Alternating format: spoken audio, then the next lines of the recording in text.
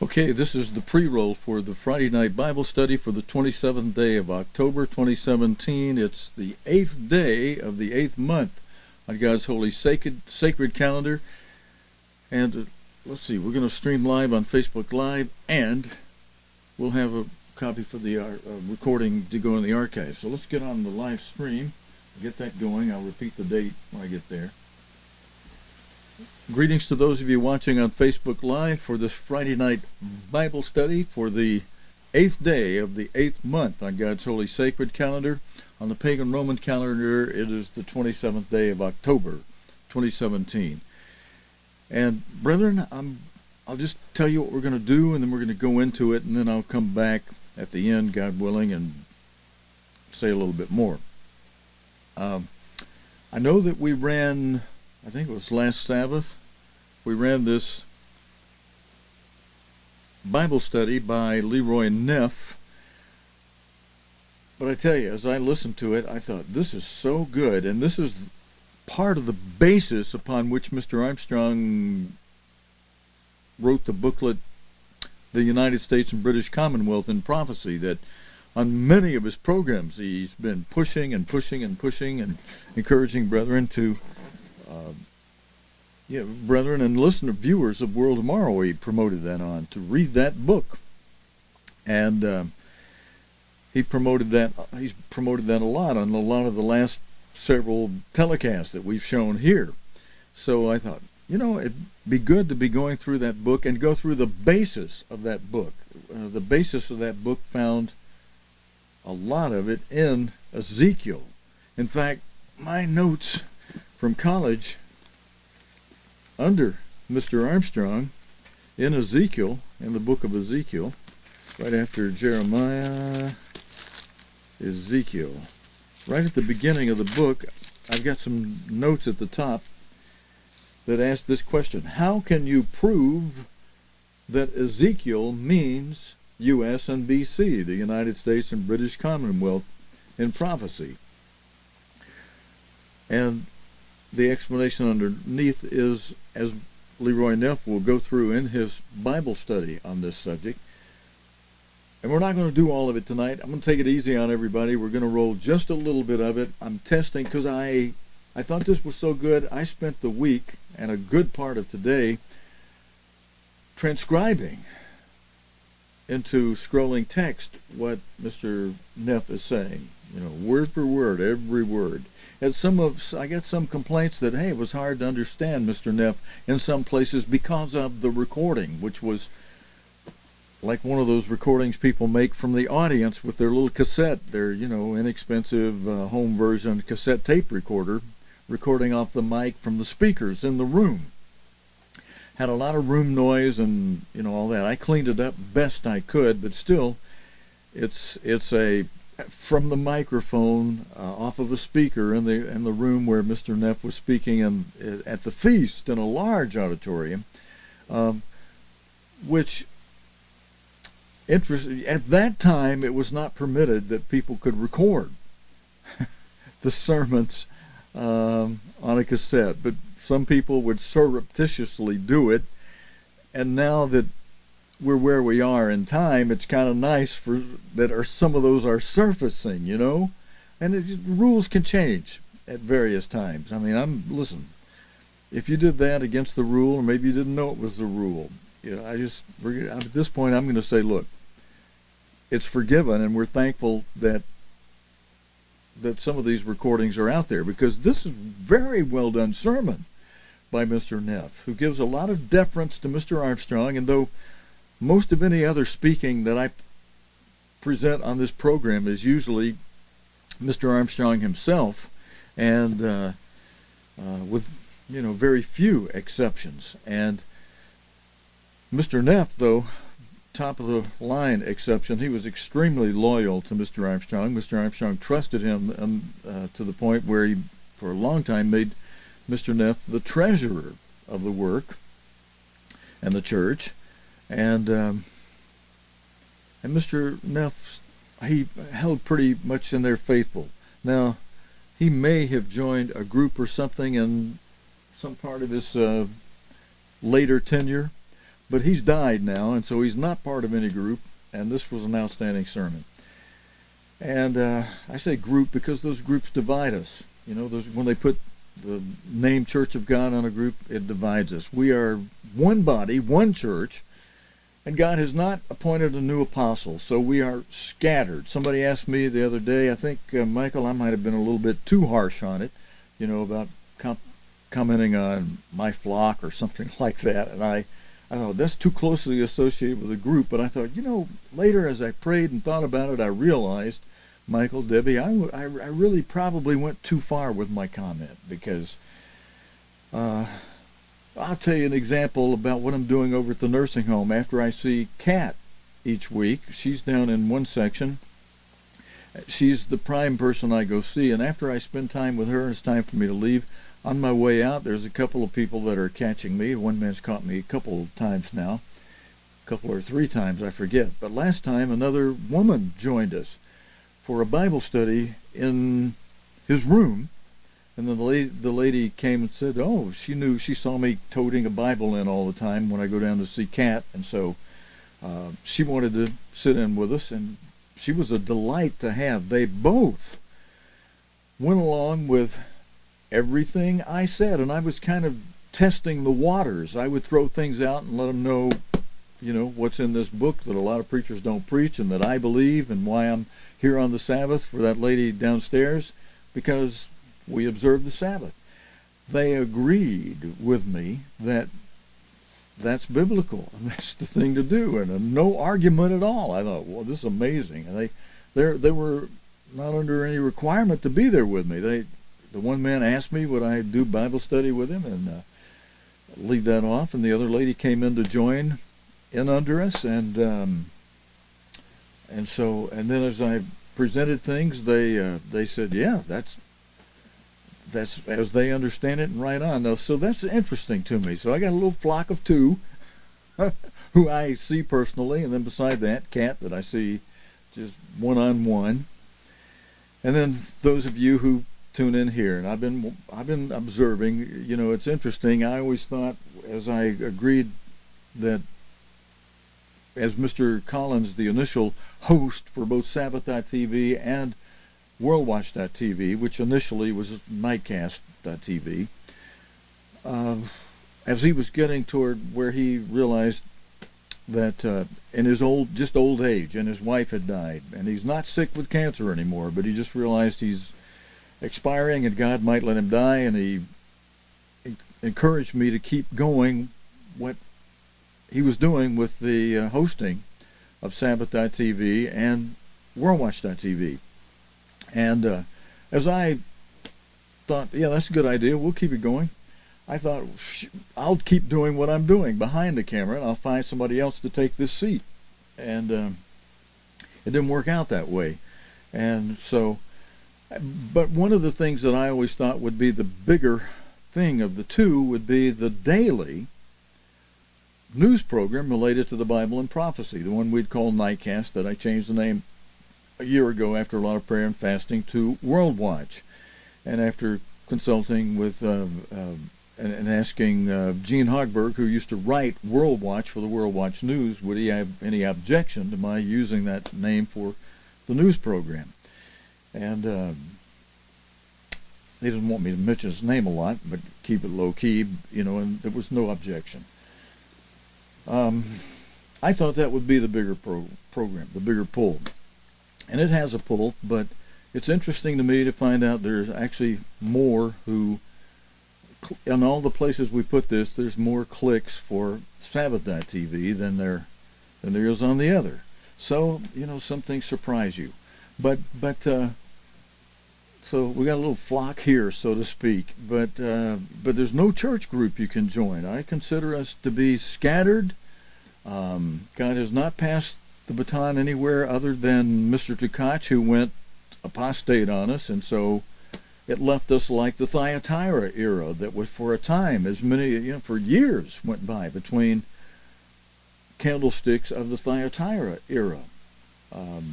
After their first one died, there was, I don't know, what was it, 7-8 years before a second candlestick came in. Then he died. Then there was an even longer period between him and a third candlestick for that same era. So God could appoint a new candlestick, but Tom Williams and I, we kind of wrestle around mildly about it. We don't argue or say a whole lot about it. Just Tom thinks that before God gathers us to Petroville, to the place over there in the Middle East that Daniel 11, verse 41 primarily, and the verses around it, describe as, let's see, let me come in tight. I like that other program. It's softer, it's more gentle. But I've got a slide here. I cut back to our old programming for streaming tonight because the other one's not handling Sabbath TV properly this evening to be able to stream Mr. Neff. But where's it I have that slide of that Bible area?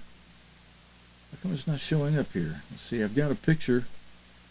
You've seen me show it many a time. A picture of, what happened to that thing? Let's see, maybe if thing's out of whack. I hadn't used this for a little bit, so you've seen me show that Bible map that shows Edom down in the south and Moab in the middle and Ammon up at the top. And that's what Daniel 11, verse 41 tells us is the area that's the only area on the face of the earth. I can't find a button for that tonight. So, look, I'm going to go back out at least a little bit like this wider with you because it's been a long, hard week for me. I don't want you to see how tired my face may look. But and then I'm going to get us right into Mr. Neff. Actually, since that's not sizing right behind me, I'm going to pull all the way out here. Now it's sizing right. What was I saying? That I got this couple people that do the Bible study with me at the nursing home. Let's see, that more people tune in on Sabbath TV, and then I mentioned about the place of protection that we're hoping, a good hope to be accounted worthy to escape the Great Tribulation. And well, brethren, I tell you what, I spent the whole day transcribing on this Bible study on Ezekiel 1 of Mr. Neff, and I spent several days this week doing that as well. It's a lot. It's a harder one to do because of it being hard because of the audio recording not being that wonderful necessarily. But last Thursday night, I'll just mention this, was the 1,000th time was the 1,000th evening for me for hosting what we now call World Watch. Mr. Collins himself did over 200 before he died, and then I don't know how many. Well, on the weekend we just do Friday night Bible study, something we started maybe 3 months ago, and then Sabbath services. I've done that every Sabbath since Mr. Collins died in 2011. So what's that? About 50 times a year times 5-6 years. So I've hosted about 300 Sabbath TV streams. But I was saying that Tom and I, having this discussion about Tom thinking that Tom Williams, who used to work in letter answering for the Spanish department since he graduated from Big Sandy, Ambassador College in Big Sandy, Texas in 1973. And he believes God's going to bring along a new candlestick to gather everybody before we go to the place of nourishment, protection, final training, safety in the Middle East, or in that area that Daniel 11 describes. And I tell Tom, I don't think so. All the men that have set up these groups, blankety blank this, blankety blank that Church of God group, they would protest against anybody being the top dog other than them. I may be wrong and Tom may be right, but I guess what I'm saying in part is that it'd be difficult for God to bring a man up unless he resurrected Mr. Herbert Armstrong from the grave, which God could do. A guy could even do that for the last 3.5 years for one of the two witnesses. He could resurrect Mr. Armstrong, which is something Jeff, graduate from Bricketwood campus of Ambassador College, has been promoting for a long time. Jeff might be right. I'm keeping it open. I'm keeping open for that. You know, if suddenly there's an earthquake in Altadena, somebody who lives near there ought to run up and check the grave sites. You know, that's where Mr. Armstrong is buried.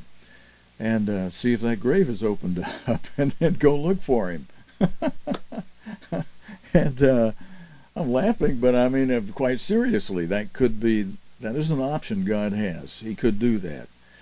Now listen, I am sobered somewhat by working on this transcript of Leroy Neff, not only because, you know, it's like much study, it wearies the mind, not only that, but because this is such a sobering subject, what God is saying through Ezekiel and all those wild living creatures that are mentioned there, and the extreme thing he had Ezekiel do, lay on his side for 390 days, and then on his other side later for 40 days for Judah, warning of the captivity.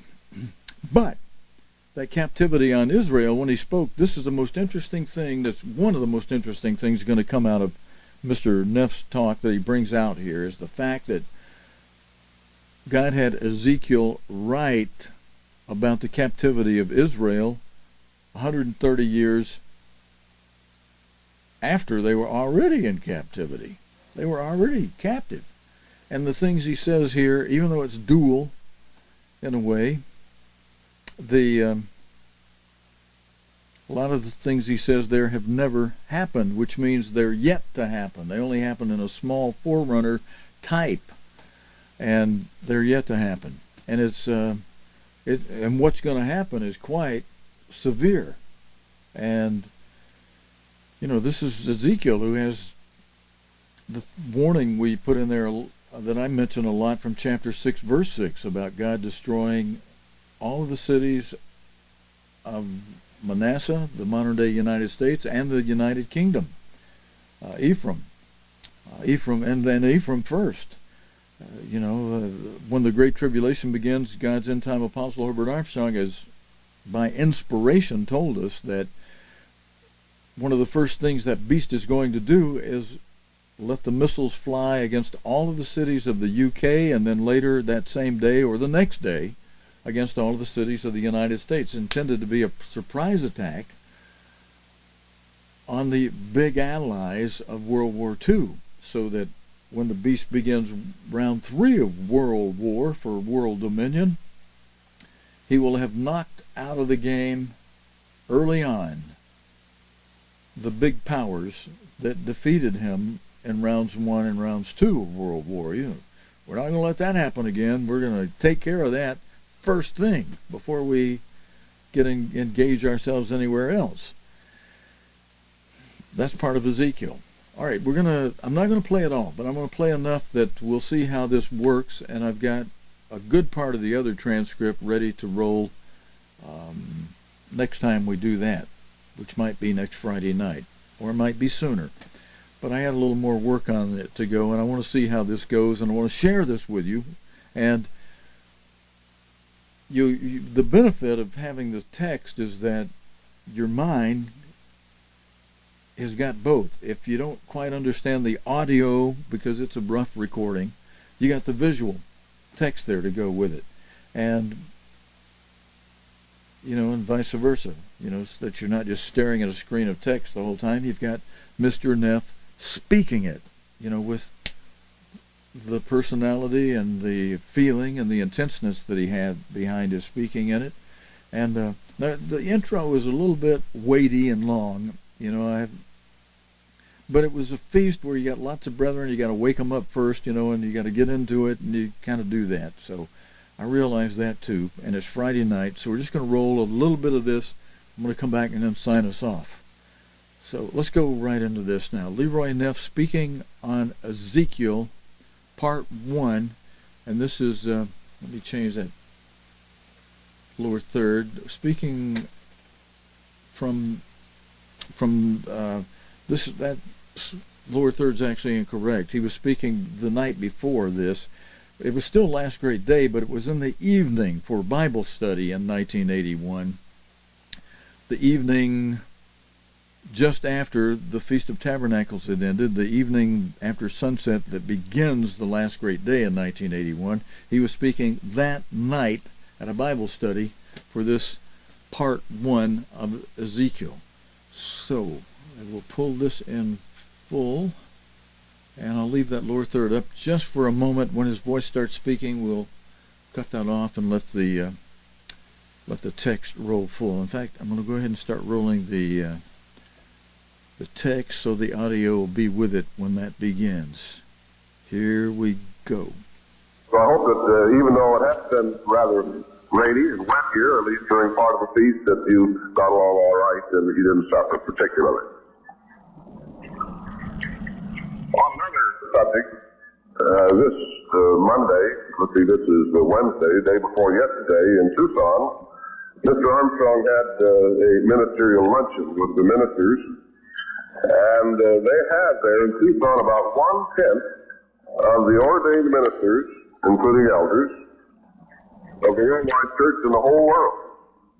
They have about 64, I think it is, 64 or 5 ministers and elders, and there are about 660 around the world. So about 10% of them are there in Tucson. And even though we have 86 sites around the world, that's only one. They have their 1/10 of the ministers, approximately. And Mr. Armstrong talked to the ministers about 45 minutes. And of course, you all know that he's senile and that he has one foot in the grave and the other on a banana field. No, that's tongue in cheek. And he doesn't know what's going on, and so on and so forth. Anyway, he's got a new idea, I guess, from what I heard. He wants to have a new magazine. He wants to have a magazine, and I don't know whether this will be the title, but at least this is a possible title, Youth Today. I thought I'd mention that, so not to try to scoop him writing about it, but just to give you one little hint about some of the things that are on his mind. And of course, he wants to orient this towards the youth of the church. And what will develop, of course, we'll only have to wait and see. But I thought I would mention that. Armstrong has lots of ideas, a lot of things that he wants to do, and he's going full steam ahead. Now, a lot of people would like for him to drop dead, or wish he would have stayed dead, but God hasn't accommodated him, and I don't think he is for a while. On other subjects, I might mention that I've had the privilege of visiting many of the churches in the United States during the past year, and I've not tallied it up lately, but based on previous tallies that I have made, I think I have been probably to at least 60 different churches on the Sabbath in the past year. And I have enjoyed that immensely, appreciated it, certainly been an honor and a privilege to me. I'm glad that my wife was able to go with me for many of those places, to many of those places. Some of them were on trips on the G2 that she was not able to go with us on. But I just mentioned that to let you know that I've been to a lot of churches, and in my evaluation, the churches are doing very well. Now, some people would like you to believe otherwise, but if anybody has tried to get you to believe otherwise, that, you know, the church is in terrible shape and the people are this way or that way or the other way, if you have any questions about it, I think when you came to the feast, you found out that it wasn't that way. That things are going quite well in the church. We haven't arrived yet. We have a long way to go. There are going to be more trials and more tests and more difficulties along the way, and Satan isn't through yet. He hasn't been bound and thrown into the abyss yet, and he will be very busy between now and that particular time. But God's on his throne, and he is more powerful, and if we'll do our part and draw close to God and stay close to God, then we'll be able to weather the storms that are ahead. Well, I thought I'd make those general comments before I get to the subject that I wanted to cover this evening. And the subject I wanted to cover this evening has sort of come about in an evolutionary way.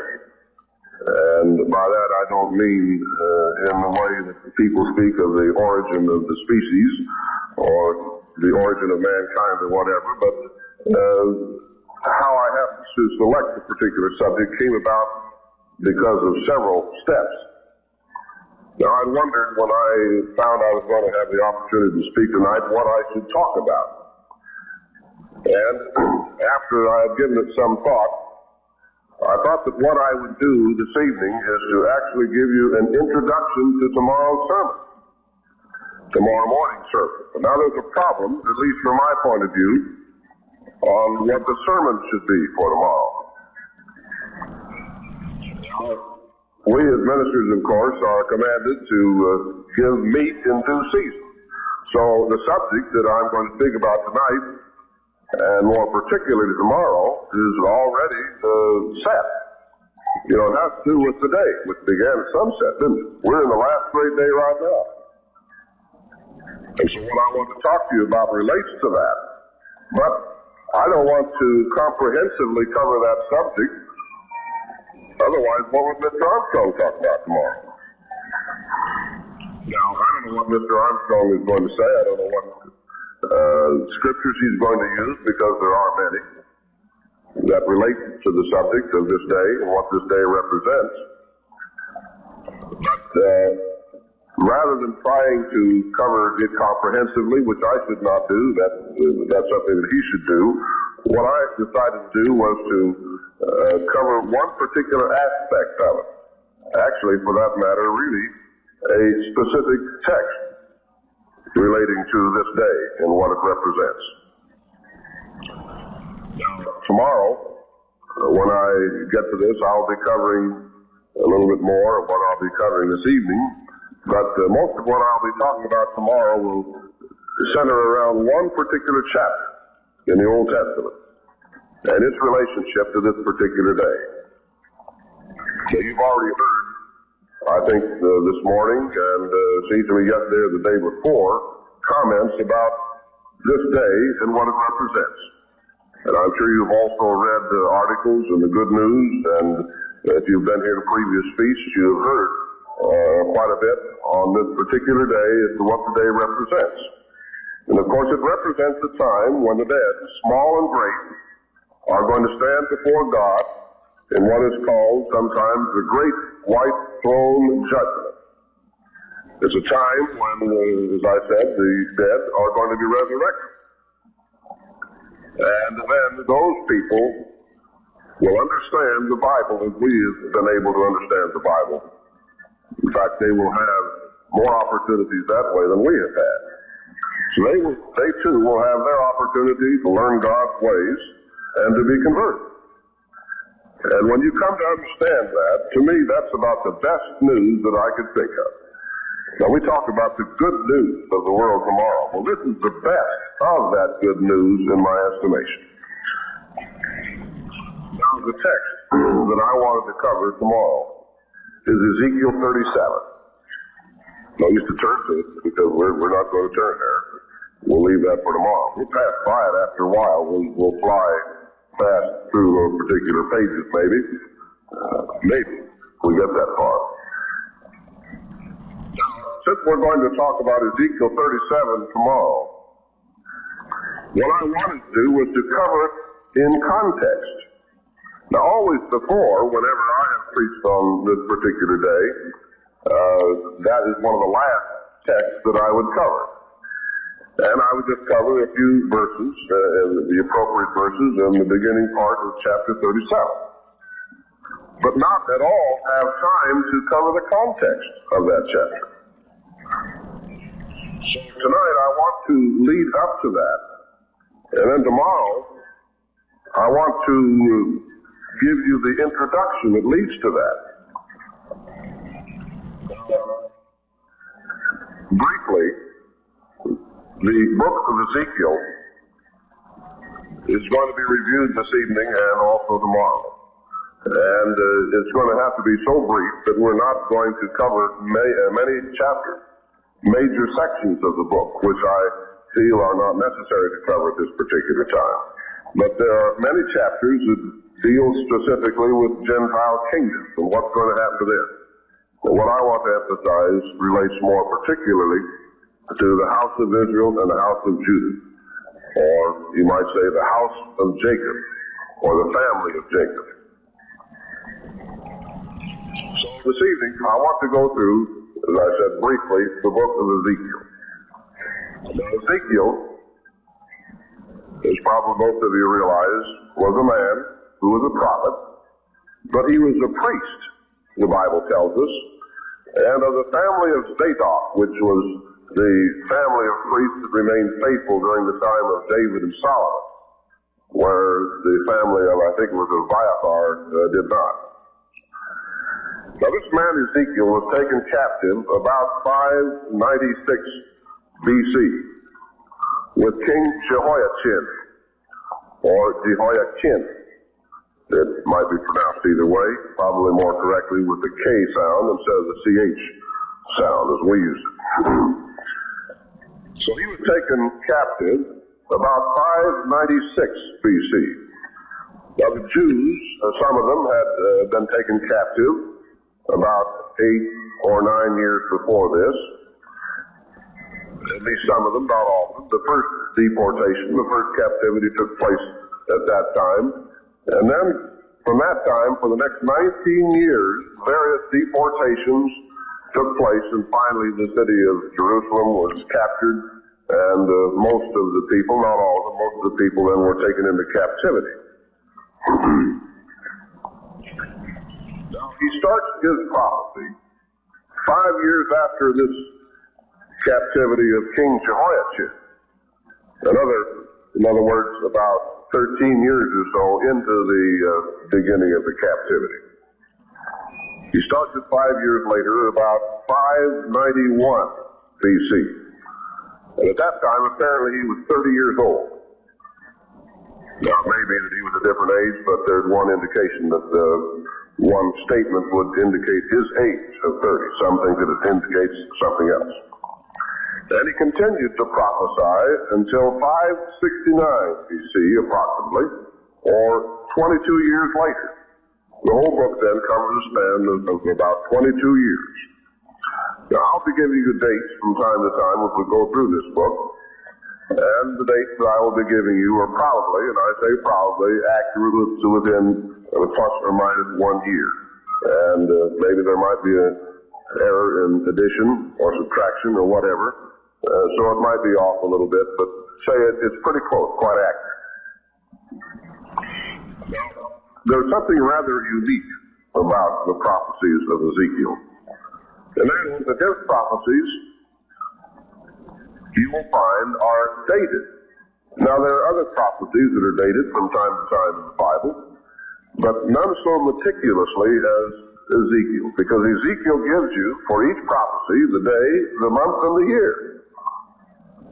Now, I don't mean that no other prophecies give you the day, month, or year, but his are systematically arranged in that way. And there are 13 separate ones. 13 separate dates, you might say 13 specific visions or prophecies that Ezekiel was given by God. And presumably, when he gives us a date and starts a particular prophecy, presumably that particular date, on that day, or very shortly after that, the whole prophecy of that section was given. Now, in addition to that, he also subdivides some, but not all, of those particular prophecies by a statement that I'll point out to you when, well, maybe we should just look at it right now. One example, Ezekiel 6:1. And this is repeated many times. Maybe I should point out chapter 1, verse 1 to start with. In the 30th year, in the 4th month, on the 5th day of the month, as I was among the exiles by the river Kibar, the heavens were opened and I saw visions. And so then he describes what he sees and what he is told. And when he comes to chapter 6, verse 1, he says, the word of the eternal came to me. Now this sort of subdivides this particular prophecy. And chapter 7, verse 1 is another such place. And we'll see as we go through the book that there are numerous examples of that. When he says, now the word of the eternal came to me, of course the word eternal, as we say, or Lord, capital L, capital O, R, D, and so forth. In the Hebrew is Yahweh, Y-H-V-H. So the word of Yahweh came to him. Now, does this mean that he heard voices and God spoke to him? It could have meant that. But also, when we look in the New Testament, we find that Jesus Christ is the Word.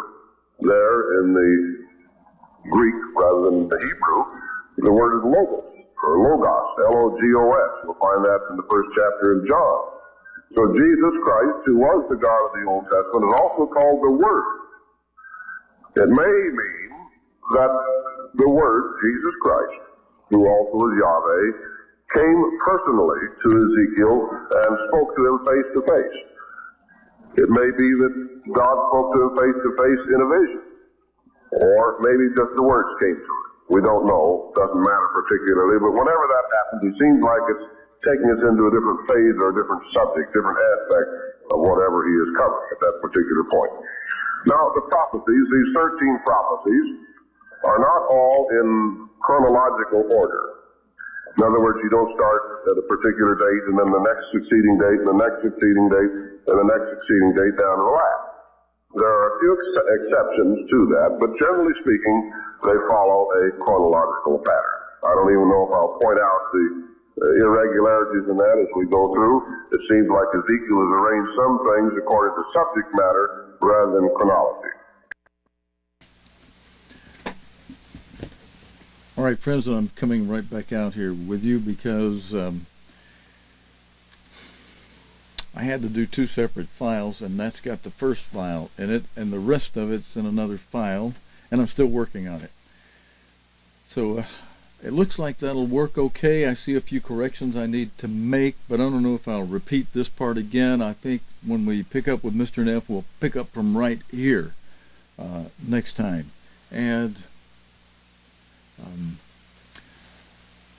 brethren, I think I'm going to make this a short one tonight. You know, the days are getting shorter, and I think all of us might do well if we have the time while we're still a little awake for some prayer at the beginning of this Sabbath. That might be a little more than the prayer we normally would do, or just maybe some extra sleep to be sure your body is well rested for tomorrow, so that it is a day of rest and worship.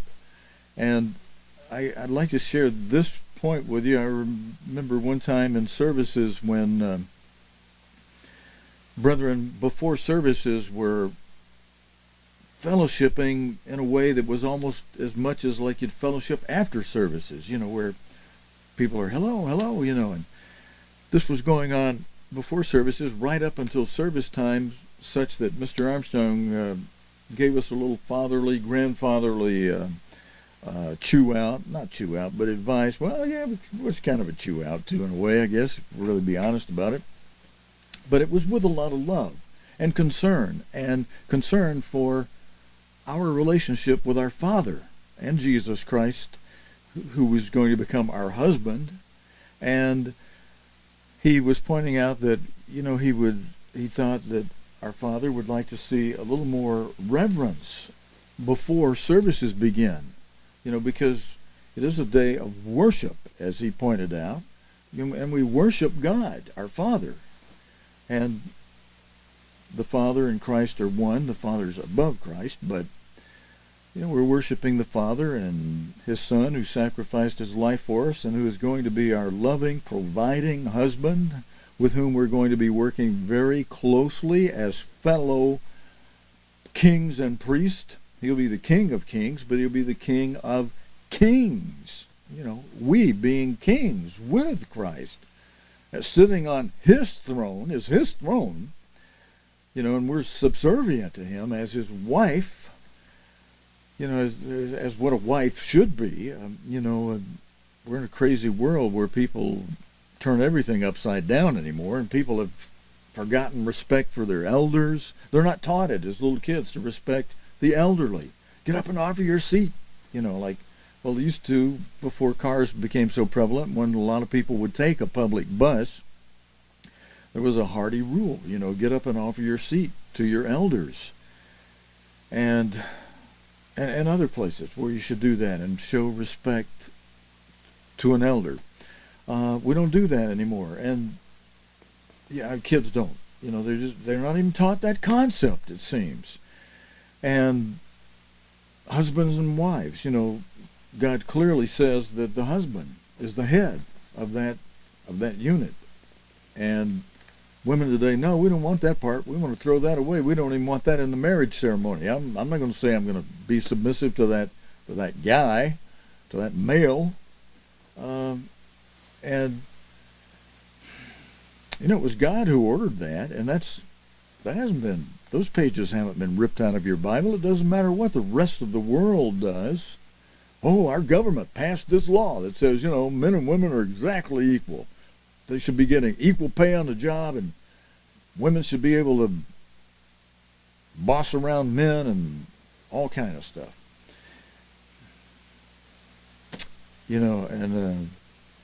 God talks about women usurping authority over men and women ruling over men in the last days as if that were a curse.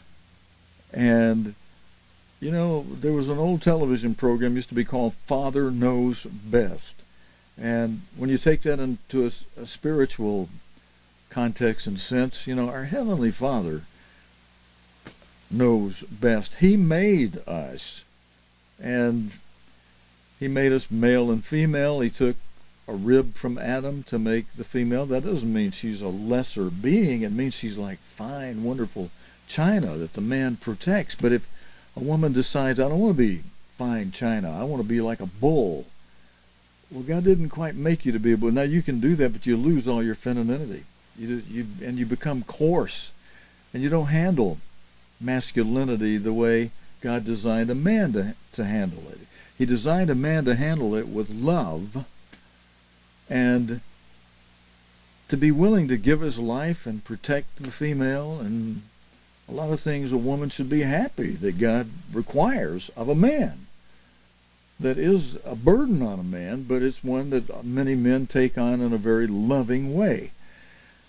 All right, but back to the point about Sabbath being a time when we worship God. I wanted to give you that little pep talk that Mr. Armstrong gave us in the auditorium at headquarters, where he said, brethren, and he loved the headquarters congregation. There was a certain number of us that we were able to be close to Mr. Armstrong in a way that he appreciated, and if there was anybody who caused trouble, he could simply say to the local ministers, well, transfer that person over to another congregation. They just don't have it, what we should have, as an example setting thing here at headquarters. But and brethren, we all, ministers make mistakes, and brethren make mistakes. Some people come to us when we would have services at headquarters, some people would come in and maybe, I'm not going to go into all that tonight, but reverence, I want to stay with that subject. This is a day when we should give reverence and worship to God. And I'm going to see if I can't help us along those lines in the service tomorrow, because I think as we're scattered, we still need to be able to, when we get to the Sabbath, get into the Sabbath, the sun goes down, it's a time we're remembering our Creator, and we're worshiping Him. Not the day, we don't worship the day, but we do remember the day to keep it holy, meaning sanctified and set apart from the other days. We don't do any servile common work on the Sabbath day. And the purpose for doing that is for the purpose of having our minds free to really put focus upon our Father and Jesus Christ, to remember our Creator, as we're commanded to do, and we should want to do and find delight in doing that. And so it is a day of worshiping our Creator. And we'll talk a little more about that tomorrow. I'm going to let you go. I hope the Friday night Bible study has been, our being a little bit short with it tonight, will be helpful to you, and that a little bit of contact we made here will have us ready for services during the daytime, the daylight portions of the Sabbath. It is Sabbath now, it's just happened to be the night, dark nighttime part of it. But during the daytime, daylight part of it, brethren, let's get a good night's sleep, have some contact with God, and be ready to give worship to Him. And I'm gonna, we can do it even for those of you that are home watching on your little screen, or maybe even on a little small mobile device. We can do some hymns together. Some of you've told me you appreciate doing those, and so I'll try to have some hymns for us. We'll sing tomorrow, and then the rest of what we do, I'm still asking God for inspiration about what to do in the morning. So we'll see then. All right, brethren, that's it for this Friday night Bible study. Thank you for joining me. Happy, wonderful Sabbath time to you.